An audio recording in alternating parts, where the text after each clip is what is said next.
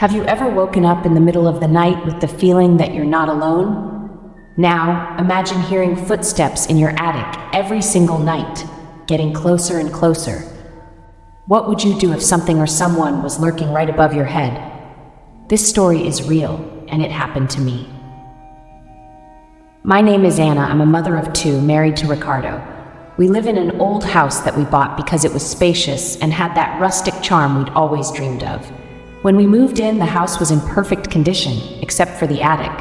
It looked like it hadn't been touched in decades. You know, one of those places you never go, right? Dark, dusty, with a creaky door that groaned at every movement. The first week, everything was fine, but by the second, things started to change.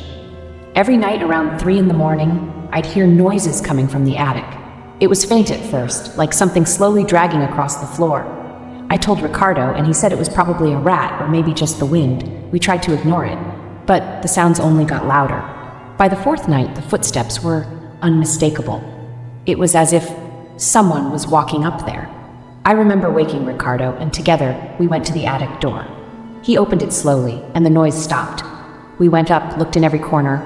Nothing. No rats, no wind, just the dark emptiness of the attic. By the sixth night, things got even stranger.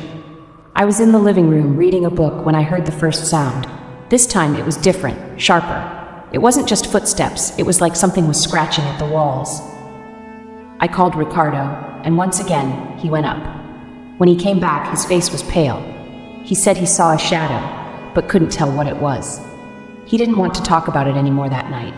The following week, the noises became constant, always at the same time, and they got louder. We decided to set up a camera in the attic to try to figure out what was going on. I was convinced someone or something was hiding up there, waiting for the right moment.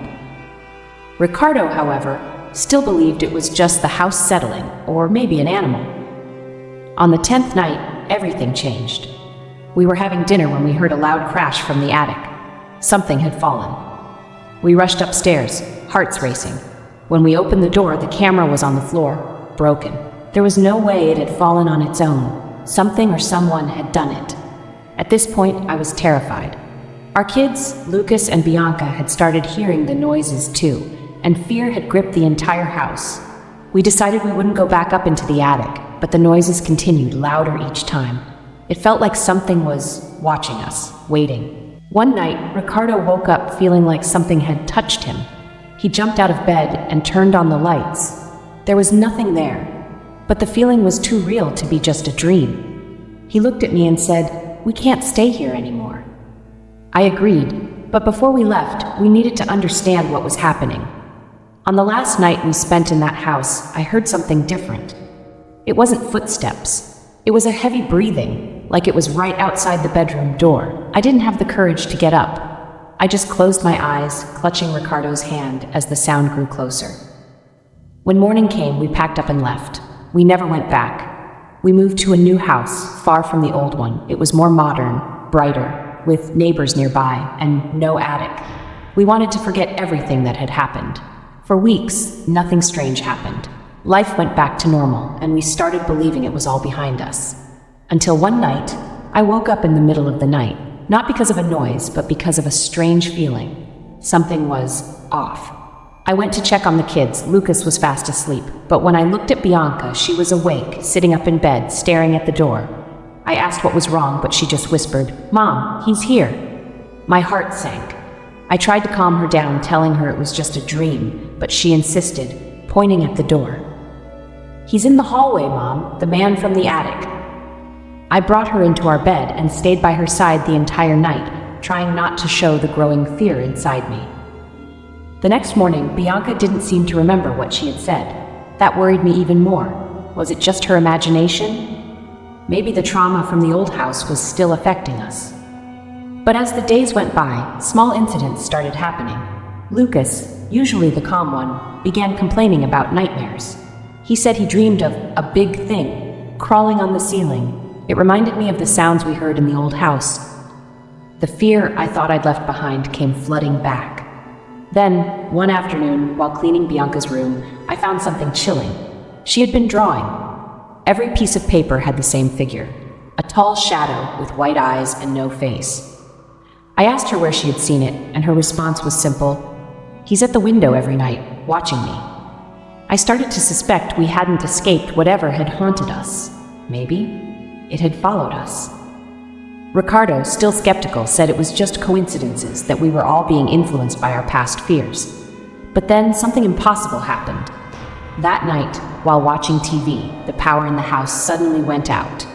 We were in the dark for a few minutes before Ricardo grabbed a flashlight and went to check the breaker. When he came back, he was pale, speechless. I asked what had happened, and trembling, he whispered, "There's something outside."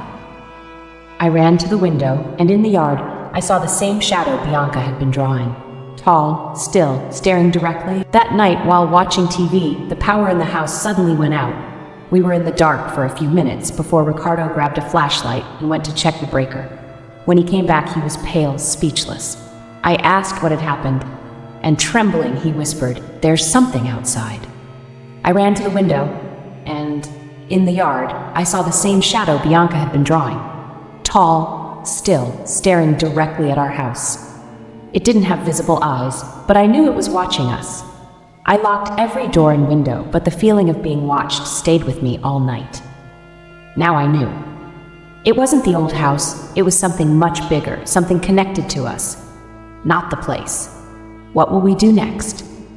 I still don't know. If you like this story and want to hear more terrifying tales like this, make sure to subscribe to Disturbing Stories, leave a like, and share it with others who love suspense and horror.